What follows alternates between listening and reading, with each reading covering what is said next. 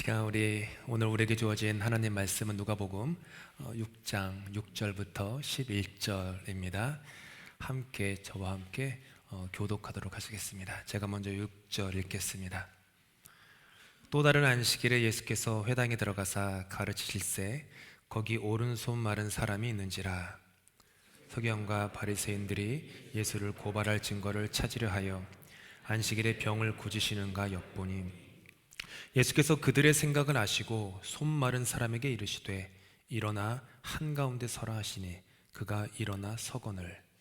예수께서 그들에게 이르시되 내가 너희에게 묻노니 안식일에 선을 행하는 것과 악을 행하는 것, 생명을 구하는 것과 죽이는 것 어느 것이 옳으냐 하시며 무리를 둘러보시고 그 사람에게 이르시되 내 손을 내밀라 하시니 그가 그리하매 그 손이 회복된지라.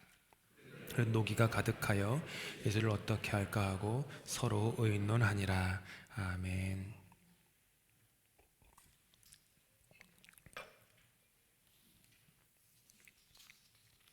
한가운데 선다라고 하는 것은 매우 두려운 일입니다. 한가운데 서는 거 좋아하십니까? 목사님, 저는 어떻게든 사람 앞에 서고 싶어요. 막 강렬한 열망이 있는 분들은 저에게 말씀하시면 얼마든지 기회를 드릴 수 있습니다. 한가운데 서는 거는 두려워요. 제가 한국에서 있을 때 중학교 시절인데요.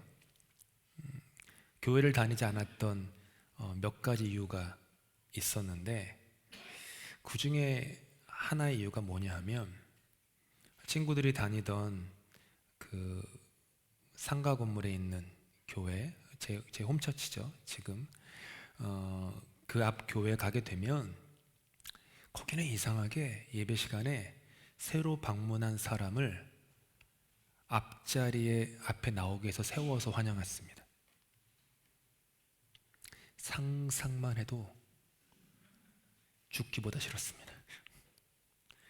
저희 교회는 이제 그 자리에서 세우는데 한번 앞자리에 나와서 내가 전혀 모르는 사람들 앞에서 이름이 뭐고 나이가 뭐고 그게 저는 너무너무 싫었어요.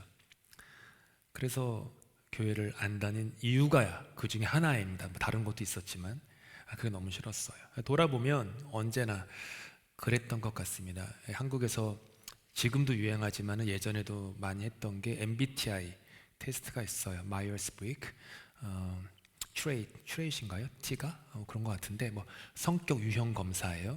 그러면서 이제 알파벳 4개로 나눠지는데 언제나 저는 I였습니다. I가 뭐냐면 인트로버트, 내향적, 내성적이보다는 내향적. 그러니까 자기 안쪽 내면으로 향하는. 그러니까 어떤 얘기냐면은 사람을 만나게 되면은 외향적인 사람은 사람과 만남으로 말미암아 에너지가 막 올라오는데요. 이 내향적인 사람은 사람들을 만나면 에너지가 다 뽑혀 나갑니다. 그래요. 저는 언제나 그랬어요. 지금도 그렇고요. 강한 그 아이입니다. 초등학교 시절에는 어머니와 함께 전철역 그 로비를 전철이 이제 1층에 로비가 있고 한참 걸어 올라가면 2층에 이제 전철 플랫폼이 있었던 곳이에요. 그런데 그 전철역 로비를 이렇게 왔다 갔다 지날 때면 그 어머니께서 이제 지인분들을 만나세요. 그러면은 언제나 어머니가 지인분들을 만나서 누구 엄마라고 얘기할 것 같으면은 바로 그 즉시 저는 그 전철역에 있는 기둥 뒤에 숨었습니다. 그 기둥이 제가 몇 사람이 끌어안을 정도의 기둥이 이제 받치고 있으니까 잘 모르는 사람 앞에 제가 발가벗겨지는 것 같아가지고 그냥 그때는 그랬어요. 너무 싫어가지고 두려워가지고 늘 숨었고 어머니가 저의 그런 모습 때문에 걱정이 참 많았습니다. 얘가 좀 사회성이 결핍된 애가 아닌가? 상담 치료를 받아야 되나? 그렇게 생각하실 정도로 좀 그랬어요. 그런데 목사가 돼가지고 대중의 한가운데 매 순간 서 있으니 참 인생이 신묘막측 오묘하고 신기하고 그렇죠. 주님의 은혜라고 생각합니다. 지금도 그래요. 저는 외향적인 사람이 아니에요. 오해하지 마시고 여러분을 만나면 저 에너지가 다 빠져나가요. 제 성격이 그래요. 그런 사람이에요. 그냥 조용한 곳에서 이렇게 물이 흐르고 나무 있고 이런 데서 그냥 조용하게 기도하고 책 보고 이러는 게 더 좋은 사람이에요. 천성적으로 그래요. 그런데 이렇게 만나가지고 뭐 하고 뭐 하면 에너지가 빠져요. 근데 이제 그때마다 막 일으키죠. 제 스스로를 막 일으키죠. 주님의 은혜입니다. 또 다른 안식일이 찾아왔습니다. 예수님께서 자주 드나드시는 아마도 갈릴리의 가버나움 회당에 들어가신 것 같습니다. 말씀을 가르치실 때 회당 안에 오른손이 마른 사람이 있었습니다. 오른손이 말랐다 그러면 이렇게 된 거예요. 오른손이 말랐다라고 얘기를 해요. 그 사람의 직업이 무엇인지 우리는 알 수는 없습니다. 하지만 지금도 그렇지만 2000년 전에도 대부분의 직업, 생계의 수단은 오른손으로 하는 것이었습니다. 그는 오른손이 마비된 사람이었습니다. 그는 자신의 생존을 이어나가는데 말로 다할 수 없는 극심한 어려움을 겪고 있던 사람이었다라는 것이죠. 그는 자신의 오른손으로 사랑하는 사람들을 온전히 지켜줄 수 있는 능력이 없었습니다. 어떤 것도 집을 수 없었어요.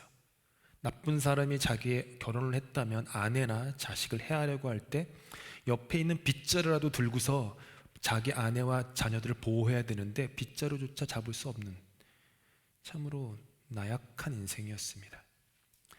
물론 오른손이 말랐기 때문에 가정을 꾸렸는지조차도 알 수는 없습니다.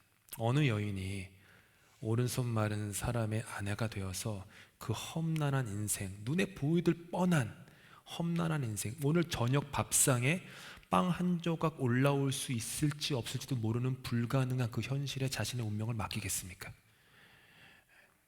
그는 아무짝에도 쓸모없는 사람이었습니다. 오른손 마른 그의 인생은 무력하고 무능하고 연약한 인생이었습니다.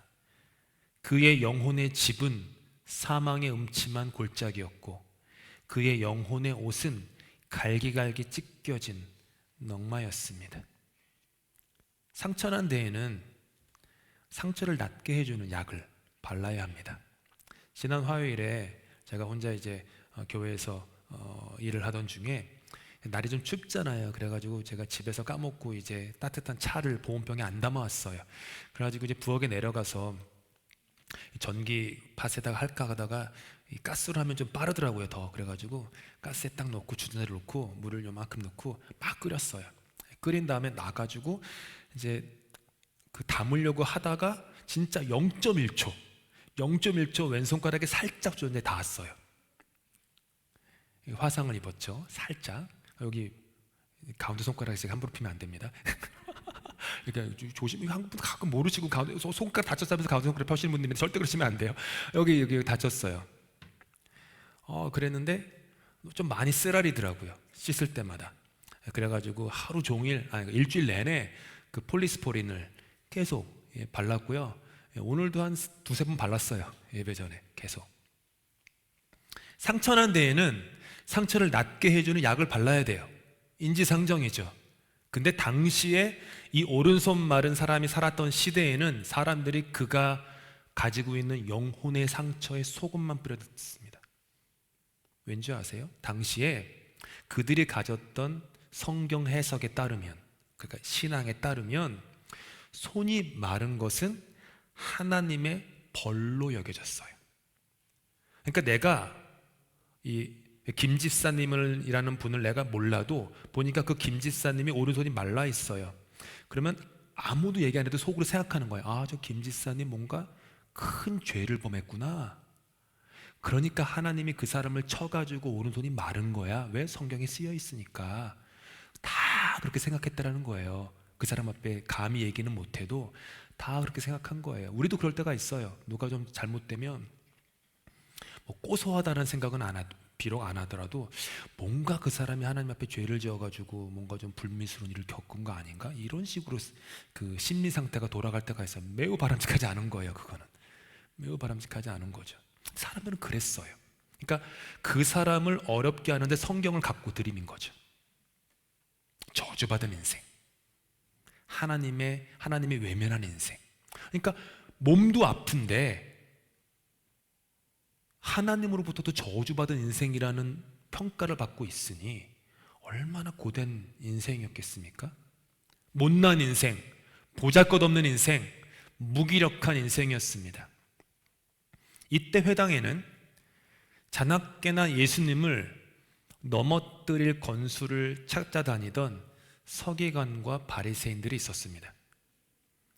그들은 혹 예수님이 안식일에 병을 고치시는가 하여서 몰래 엿보고 있었습니다.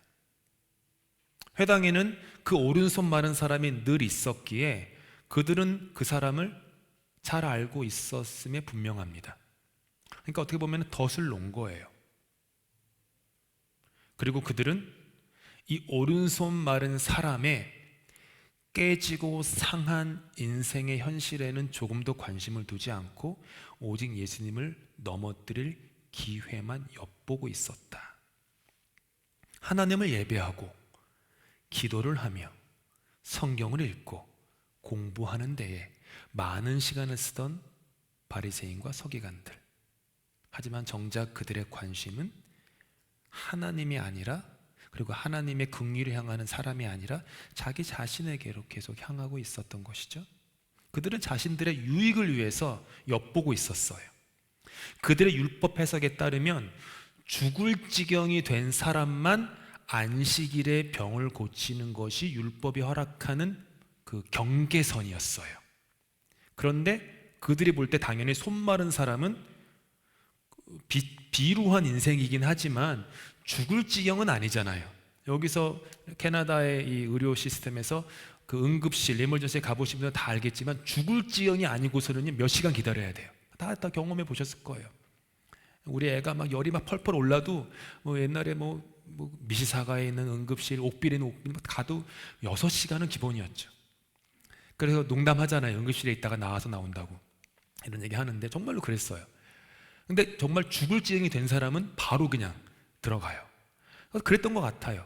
손 마른 사람은 아픈 사람이지만 죽을 지경은 아니었기 때문에 안식일에 병을 고치는 노동을 하면 안 되는 거예요. 그거를 지금 바리새인과 서기관들이 보고 있었던 거죠. 그리고 그들은 그러니까 예배당 구석의 어두운 곳에서 은밀히 예수님의 실수의 틈을 엿보고 있었던 것이죠. 그리고 예수님은 그들의 삐뚤어지고 어두운 마음의 생각을 다 아셨습니다. 그리고는 오른손 마른 사람에게 예배당에 모인 사람들에게 가장 잘 보이는 한가운데 일어서라고 공개적으로 명령하세요. 오늘 성경을 잘 보시면 한쪽 사람들은 은밀히 어떤 뭔가를 어두운 데서 꾸미고 한쪽은 계속 뭔가 공개적으로 일을 해요. 이걸 좀 보실 수 있으면 좋겠어요. 오늘 본문에서 예수님은 그 사람에게 가운데 잘 보이는 곳으로 나와서, 영어 성경을 보면 in front of everyone, 모든 사람 앞에 서서 한가운데 서라고 속삭인 것도 아니고 공개적으로 얘기를 하세요. 그가 예수님에 대한 신앙이 있었는지 없었는지 알 수는 없지만 어쨌든 그는 즉각적으로 순종합니다. 그리고 예수님은 엿보고 있던 바리새인과 서기관들에게 고개를 돌려서 그들에게 또 질문을 하세요. 어떻게 해요? 공개적으로 질문을 하세요. 6장 9절 말씀이죠. 함께 읽습니다. 시작. 내가 너희에게 묻노니 안식일에 선을 행하는 것과 악을 행하는 것, 생명을 구하는 것과 죽이는 것 어느 것이 옳으냐. 잘 보시면 예수님이 안식일에 병을 고치는 것이 옳으냐, 병을 고치지 않는 것이 옳으냐 이렇게 묻지 않으세요. 대신 뭐라고 물으시냐면 안식일에 생명을 구하는 선을 행하는 것과 생명을 죽이는 악을 행하는 것 중에 무엇이 옳으냐 이렇게 물어보세요. 형식과 위선의 양의 탈을 쓴 늑대처럼 사람의 깊은 아픔과 필요는 거들떠 보지도 않은 채 아는 그들의 비정함이 악행이요 살인행위다 라고 꼬집으신 거예요. 너희들은 지금 사람을 살해하고 있다, 이런 얘기를 하신 거죠. 또한 안식일을 지킨다라고 하는 명목하에 정작 안식일 율법의 근본 정신인 사랑을 도외시해서는 안 된다는 말씀이었어요.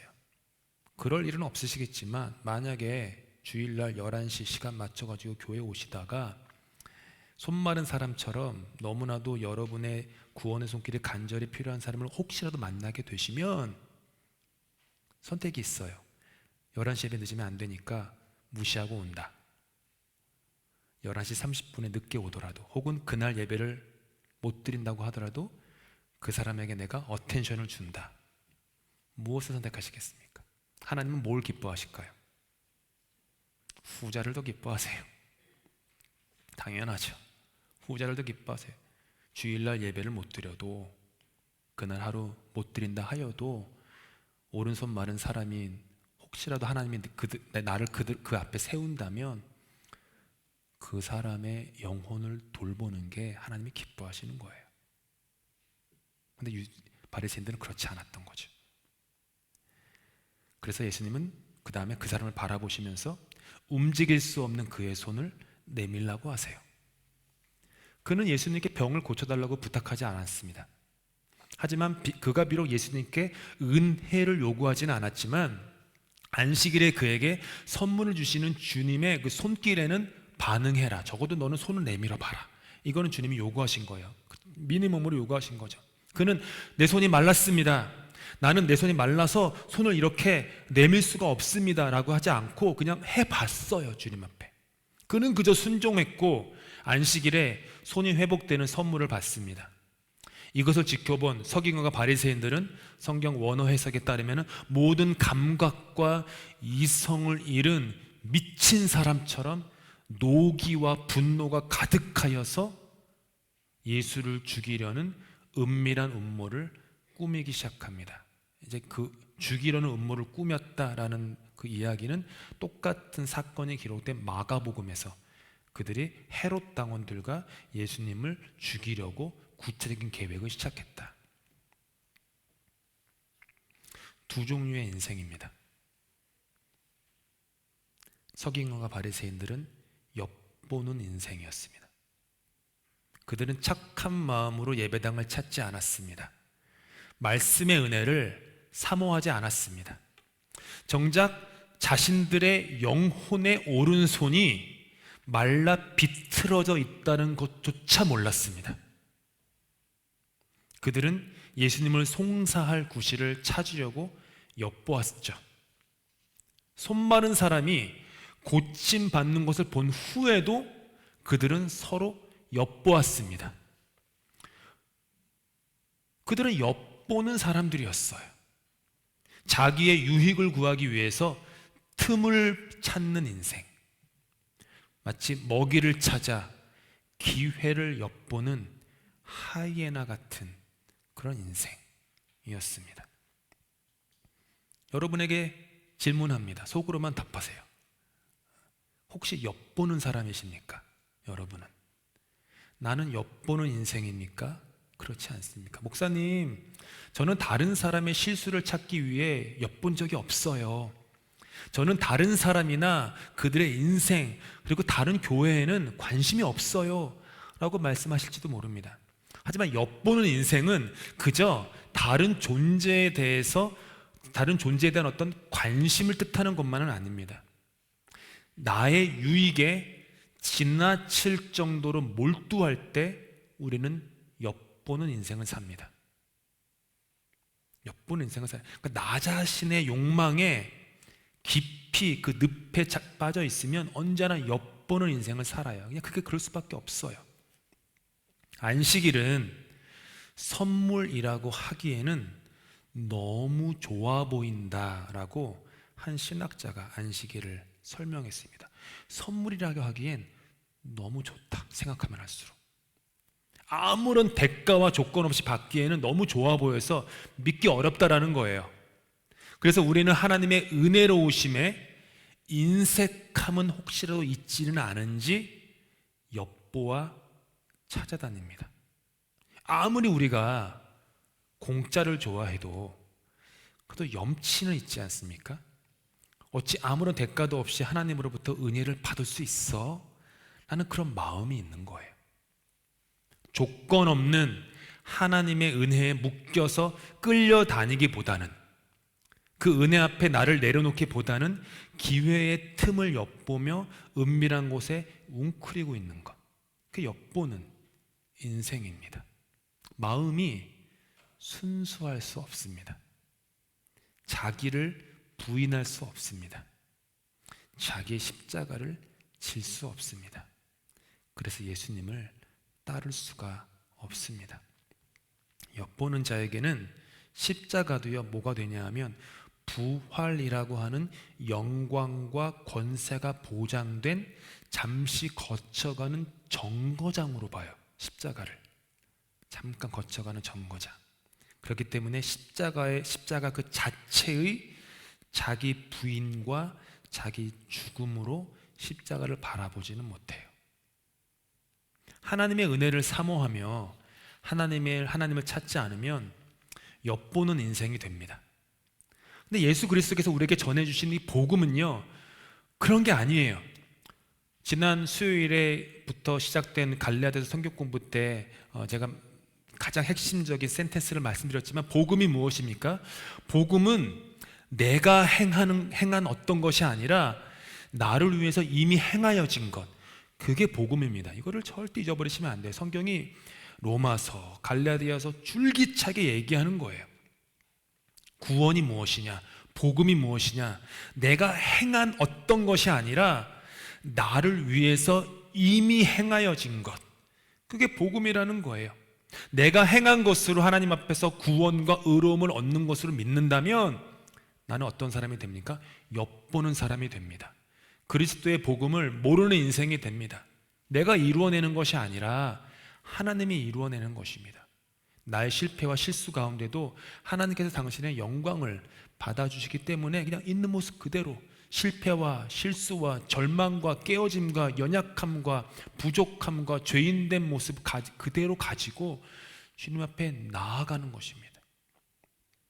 예수님은 엿보지 않으십니다. 바리새인과 서기관들은 예수님을 엿보았지만 예수님은 단 한순간도 그들을 엿보신 적이 없습니다. 우리 마음에 명과 암을 속속들이 알고 계시기 때문입니다. 사도행전에서 베드로 사도가 이렇게 기도했습니다. 뭇사람의 마음을 아시는 주여. 그래서 뭇사람은 모든 사람입니다. 모든 사람의 마음을 주님은 아십니다. 이렇게 고백해요. 시편 139편, 다윗이 쓴 참으로 아름다운 성경인 말씀인데 함께 읽습니다. 시작. 여호와여, 주께서 나를 살펴보셨으므로 나를 아시나이다. 나의 생각을 밝게 하시오며 나의 모든 길과 내가 눕는 것을 살펴보셨으므로 나의 모든 행위를 익히 아시오니 여호와여, 내 혀의 말을 알지 못하시는 것이 하나도 없으시니이다. 139편 말씀은 다윗이 깨달은 진리였습니다. 주님 다 아십니다. 모든 것을 다 아십니다. 뒷부분에는 주님께서 내 어머니의 뱃속에서 나를 지으셨습니다. 내가 어떤 조직으로 구성되기도 전부터 주의 눈이 나를 보셨고 나를 위해서 정한 날이 하나도 되기 전에 주의 책에 기록이 되었습니다. 이렇게 고백을 해요. 주님께서는 그렇기 때문에 저와 여러분을 엿보실 이유도 필요도 없으십니다. 그래서 주님은 오른손 마른 사람의 고달픈 인생을 다 아셨어요. 그리고 그에게 일어나 한가운데 서라 라고 명령하십니다. 엿보는 인생을 살면 어두운 구석에 몸을 웅크립니다. 그렇지만 머리 위에 떠오르는 의로운 해 같은 주님께서는 우리에게 일어나서 한가운데 서라고 말씀하십니다. 한가운데 서라는 게 뭐죠? 있는 모습 그대로 나에게 나와라, 이 얘기예요. 숨어있지 말아라, 감추지 말아라, 스스로 속이지 말아라. 너의 그 오른손 말은 그 모습 그대로 나와라. 나는 회전하는 그림자가 없다. 그렇게 예수님은 우리를 맑고 밝게 다루시죠. 보시죠. 주님께서 여러분에게 명령하십니다. 일어나 한가운데 서라. 일어나 한가운데 서실 수 있으십니까? 저와 여러분은 오른손 말은 인생입니다. 스스로에 대해서 어떻게 생각하시는지 잘은 모르겠어요. 근데 우리의 존재를 깊이 깨달으면 깨달을수록 우리는 오른손이 마른 사람입니다. 우리는 우리의 오른손이 하는 일로 구원을 얻을 수 있으리라 여기며 열심과 정성을 다할지는 모르지만 정작 우리의 오른손은 우리 영혼의 티끌조차 들어 올릴 힘이 없습니다. 우리는 무력합니다. 무능합니다. 연약합니다. 얼마나 자기 자신에 대한 그 확신과 그 컨피던스가 있는지는 모르지만 진정으로 존재의 현실에 깊이 들어가면 인정할 수밖에 없어요. 이런 오른손 말은 나의 존재의 현실을 끌어안고 주님 앞에 서 보신 적이 있으십니까? 교회 안 다닌다고 하면 뭐 이런저런 이유들이 있습니다. 뭐 노아의 방주를 어떻게 믿어요? 뭐 혹은 뭐 창조가 뭐 어떻고. 중요한 궁금증이신 것 같긴 한데 안타까운 건 뭐냐 하면 그렇게 묻는 분들 중에 자기의 인생에 대해서, 나의 존재에 대해서 진지하고 깊은 성찰을 하진 않는다는 거예요. 만약 나는 뭐지? 나는 누구지? 어디서 왔다가 어디로 가는 거지? 눈에 보이는 게 전부인가? 이런 나의 존재에 대한 깊은 성찰을 한다면 말씀 앞에 나올 수밖에 없습니다. 그냥 어떤 성경이 과학적으로 사실이고 그게 증명이 되고 그래서 오는 게 아니에요. 존재 성찰. 그러니까 저는 우리 교인들이 이렇게 성찰하는 교인들이 되면 좋겠어요. 존재에 대해서. 그냥 교회 생활, 율법 생활, 뭐 습관, 뭐 그런 것들도 다 좋아요. 근데 존재에 대한 성찰, 존재에 대한 고민, 몸부림, 아파함, 갈등, 이런 것들이 있으면 좋겠어요. 그런 존재 현실을 끌어안고 주님 앞에 한가운데 서 보신 적이 있으십니까? 광야와 같은 인생 가운데 고통이 여러분의 영혼을 짓누를 때 진정으로 망가지고 깨어지고 부서진 모습 그대로 한가운데 서 있으십니까? 아니면 여전히 내가 내 인생의 주인이 되어서 구석, 어둡고 후미진 곳에서 좋은 기회만 엿보고 계십니까? 인생의 결정을 하실 때 여러분은 어떤 기준으로 인생의 결정을 하십니까? 엿보면서 이게 좋은 거야 라고 결정을 하십니까?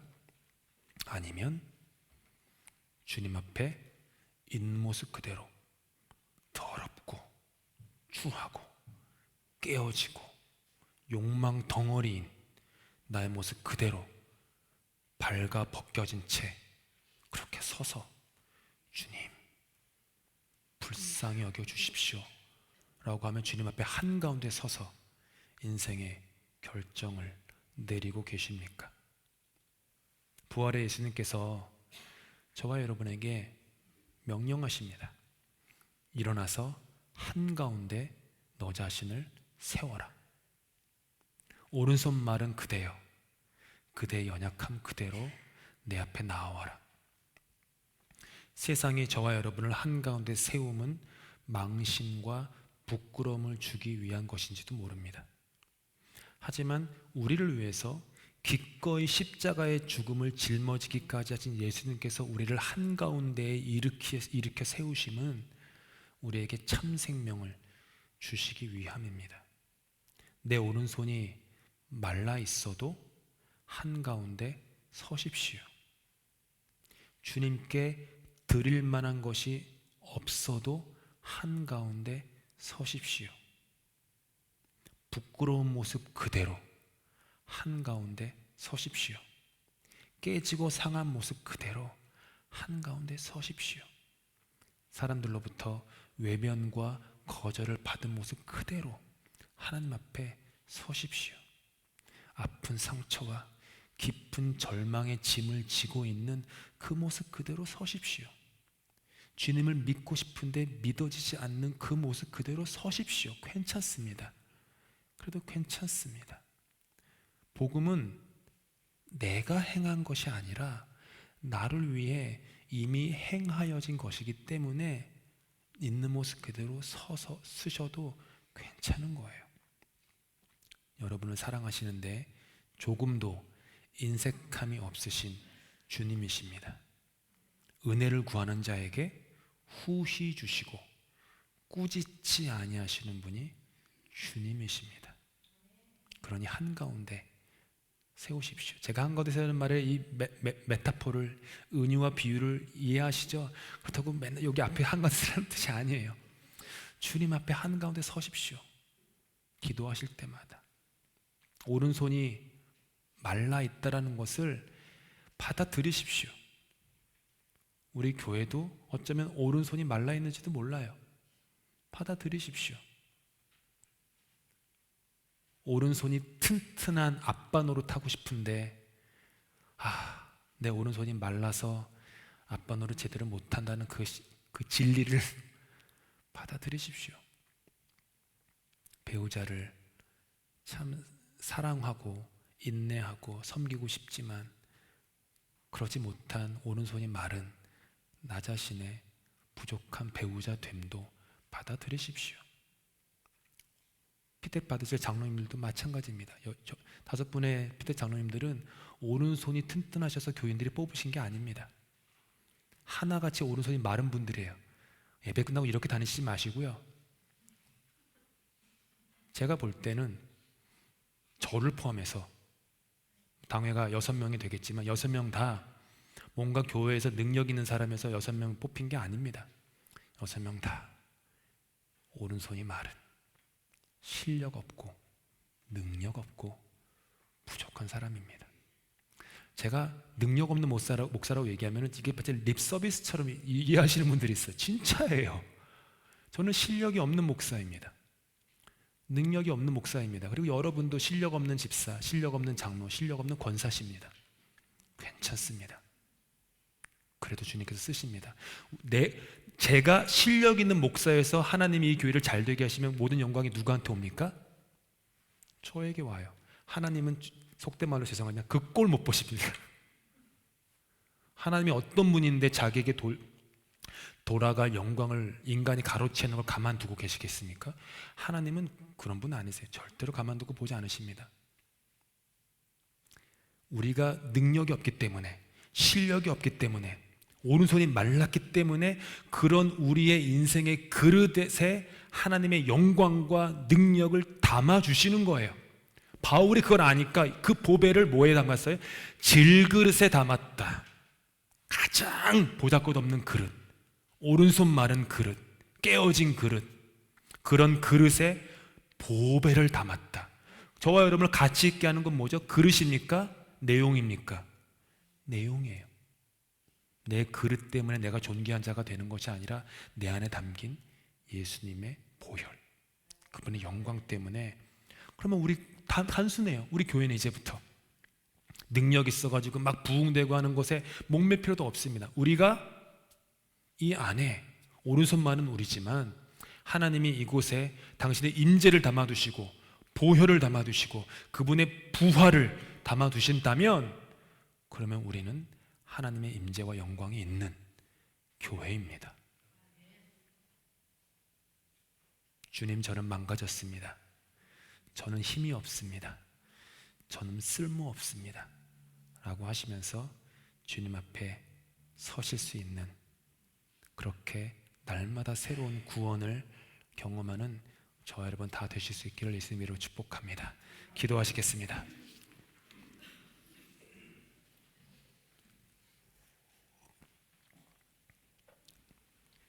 주님, 사실은 제가 오른손 마른 사람이었습니다. 저의 오른손의 힘으로는 정작 제 영혼의 1g조차 죄에서 건져 올릴 힘이 없었습니다. 제 오른손의 능력으로는 저를 아끼고 사랑하는 이들의 영혼을 살릴 일말의 힘도 없었습니다. 그런데도 제 오른손이 괜찮은 줄 알고 제 오른손으로 저의 인생을 제가 원하는 방향으로 인도할 수 있다고 믿으며 살았습니다. 존재의 진정한 현실을 몰랐던 저를 주님 불쌍히 여기시고 용서하여 주십시오. 그리고 오른손 마른 그대로, 연약하고 깨어지고 상한 심령 그대로 주님 앞에 한가운데에 서겠습니다. 주님 앞이라면, 나를 위해 십자가를 지시고 죽기까지 하신 주님 앞이라면 저의 오른손 마른 모습 그대로 서겠습니다. 내 오른손으로 행하는 것이 아닌 나를 위하여 이미 행하여 주신 주님의 오른손에 붙들림 바 되어 살게 하시옵소서. 예수 그리스도 이름으로 기도합니다. 아멘.